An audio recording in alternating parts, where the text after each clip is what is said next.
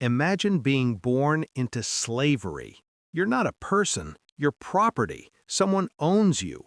They can sell you, beat you, work you to death. You have no rights, no freedom, no future. And then imagine rising from that to become the most powerful person in the world, the ruler of an empire that spans 3 continents, the commander of the greatest military force on Earth. This actually happened in ancient Rome. His name was Pertinax, and his story is so incredible that even the Romans couldn't believe it. If you love stories about people who rose from nothing to everything, subscribe to Timeless English Talks right now. We bring you the most epic true stories from history that prove anything is possible.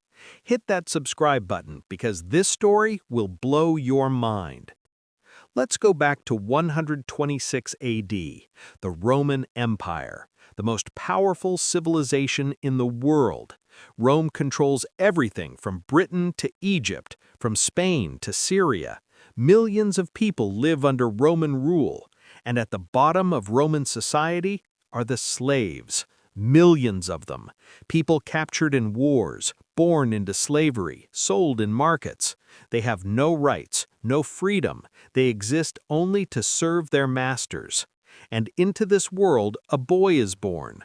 His name is Publius Helvius Pertinax, and he was born a slave. His father is a freed slave who works in the charcoal business. Freed slaves are still at the bottom of society, barely above actual slaves. Young Pertinax grows up knowing poverty, knowing what it means to be looked down on, to be considered less than human by the wealthy Romans.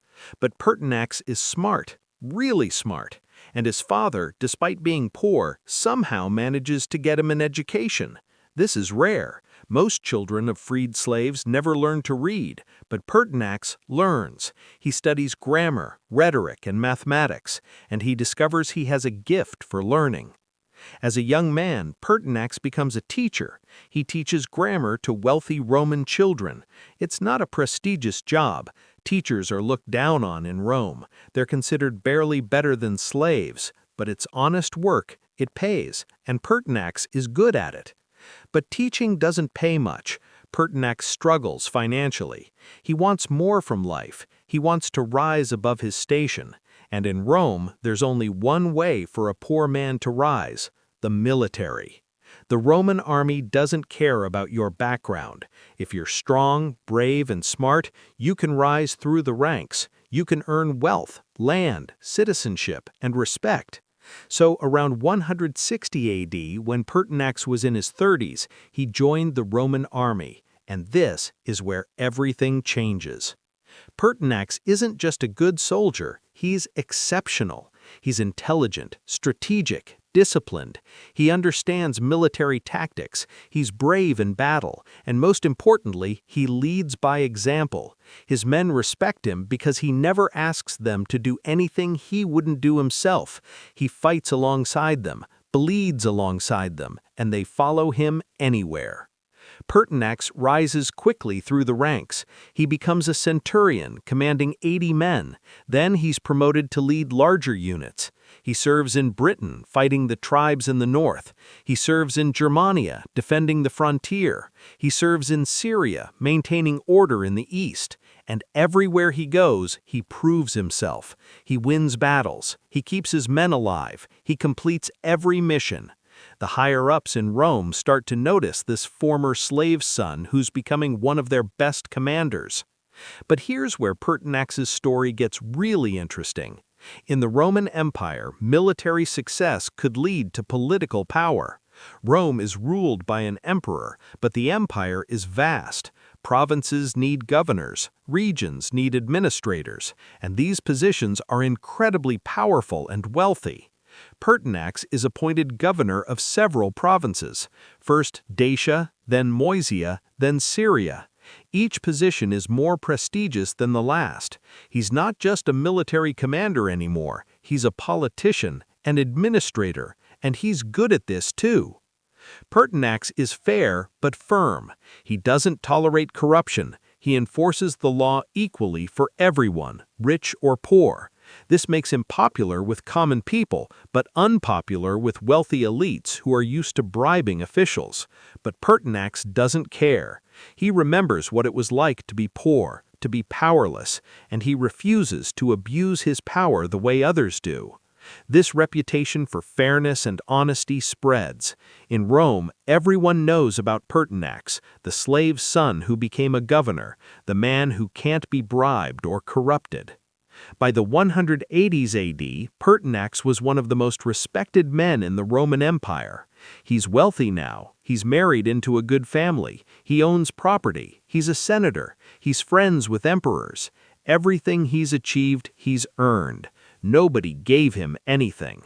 He climbed from the bottom to the top with sheer ability and determination. But Pertinax's greatest challenge is still ahead of him, because in 192 AD, something happens that will change his life forever. The emperor Commodus is assassinated. Commodus was a terrible emperor, corrupt, cruel, insane. He thought he was the god Hercules. He fought as a gladiator in the arena, forcing senators to watch him kill animals and occasionally people. He bankrupted the treasury. He executed anyone who disagreed with him. Rome was falling apart under his rule. So a conspiracy formed. Senators, generals, even Commodus's own staff plotted his death. And on December 31st, 192 AD, Commodus was strangled to death by his wrestling partner. The emperor is dead, and Rome needs a new emperor. The conspirators have a plan. They've already chosen the next emperor. It's Pertinax. They chose him because he's respected by the military, trusted by the Senate, and popular with the people. He's the perfect choice. On January 1st, 193 AD, Pertinax was proclaimed Emperor of Rome. The former slave's son is now the most powerful person in the world. He's 66 years old. He spent his entire life climbing from nothing to this moment, and he's about to try to fix an empire that's broken.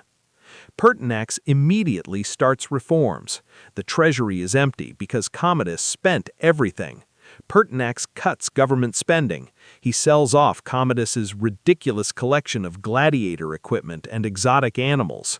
He reduces the bribes that the Praetorian Guard expects. The Praetorian Guard is the emperor's personal soldiers stationed in Rome. They're used to being paid huge bonuses by new emperors. Pertinax pays them, but less than they expected. This is a mistake. The Praetorian Guard is angry. They're used to corrupt emperors who pay them to look the other way. Pertinax is different. He's honest, fair. He won't bribe them. He expects them to do their duty without extra payment. And the guards hate this. They start plotting. Just 86 days after Pertinax became emperor, on March 28, 193 AD, about 300 Praetorian guards stormed the palace. They're going to kill the emperor and replace him with someone who'll pay them more. Pertinax's advisors beg him to flee or hide, but Pertinax refuses. He's faced death before, in battles across the empire. He's not afraid now. He walks out to meet the guards, and he tries to reason with them. He reminds them of their duty, their honor, their loyalty to Rome. Some of the guards actually hesitate. This old man, this emperor who rose from slavery, is standing before them unafraid, appealing to their better nature. For a moment, it seems like it might work, and then one guard throws a spear. It hits Pertinax. Then another. The guards swarm him, and Pertinax, Emperor of Rome, the slave who became the most powerful man in the world, is killed. He ruled for only 87 days, 3 months. It's one of the shortest reigns in Roman history, but in those 3 months, Pertinax tried to save Rome. He tried to restore honesty, fairness, and fiscal responsibility. He tried to be the emperor Rome needed, and the Praetorian Guard killed him for it. After his death, Rome descends into chaos, the year of the 5 emperors. The Praetorian Guard literally auctions the throne to the highest bidder. Multiple men claim to be the emperor. Civil war breaks out, and it takes years for Rome to stabilize again. But Pertinax is remembered. The next stable emperor, Severus, had Pertinax declared a god. Temples are built to honor him. Coins are minted with his face. Historians write about him. He becomes a symbol. The emperor who couldn't be corrupted. The man who rose from slavery to the throne and stayed true to his principles, even when it cost him his life. 2,000 years later, we're still telling his story. So what's the lesson here? What does a Roman emperor from 2,000 years ago teach us today? Because Pertinax's story isn't just about rising from slavery to power, it's about integrity, about staying true to yourself no matter how high you climb. Pertinax never forgot where he came from. He never forgot what it was like to be powerless, and when he had power, he used it to be